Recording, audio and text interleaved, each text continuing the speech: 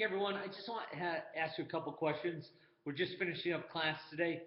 How did you make out last week on reading body language? And how did you make out last week by just pretending and acting like you had self confidence through your body language? Pretty good. Everyone kind of got the idea, right? You know, it's really surprising just when you start acting that way, how you feel that way. I know you're sending a message to other people that by acting this way, I do have self confidence. But once you put your shoulders back, you stand tall and start looking at other people, doesn't it really just make you feel that way just by acting it? Great. Now we're going to take it another level this week. This week we're going to talk about speaking with self confidence. And this is just our tonality, how we use our voice. It's not really the words we use, but it's how we say and the tonality we use in those words. In fact, let me give you an idea. Your parents say, hey, take out the garbage, and all of a sudden you look at your parents and go, yes, sir. Does that send a certain message? Yeah, that sends a message that you have a bad attitude, right?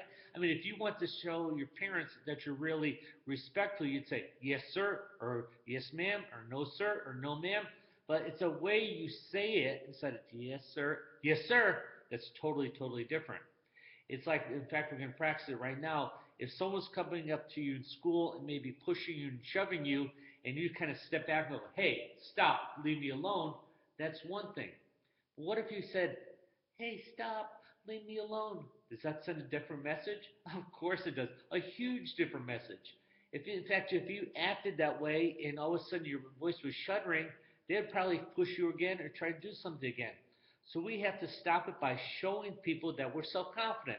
So we already know about acting self-confident. So we step back, we're looking around our eye, the hands are up, we've got that. When we say stop, leave me alone, let's practice that.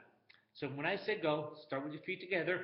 I want you to just step back. I want you to put your hands up and say stop, leave me alone. Okay, try it. Okay, that was pretty good, guys. There was a couple weak voices there, and I'm not going to point out who because I want you to develop yourself. In fact, I think everyone could probably lift it up.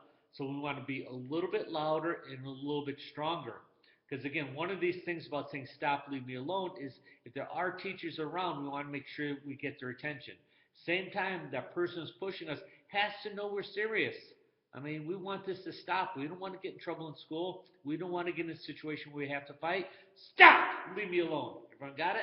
Okay, now let's try it. That was awesome, guys. So that's what I want you to do this week. I don't want you to be loud and rude, but I want you to be strong and confident. And I want to hear that in your voice. So you're acting self-confident by standing up straight, looking at people in the eye, and you're also speaking with self-confidence. So that's your homework, guys.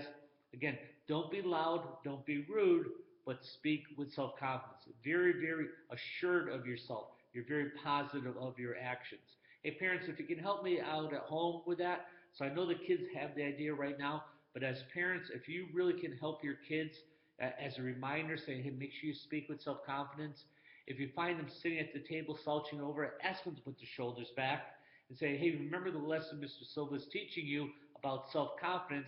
Well, at the table here, let's practice it. So we're always sitting with self-confidence. We're always speaking with self-confidence. So any reminder at home would be great because, parents, it's really important that we always team up. We never give up on your child. And self-confidence, again, is probably one of the most important weapons they have. Because if they have that self-confidence in their actions, in their voice, they're less likely to get picked on and be targeted for bullies. Great job today, guys. Thank you.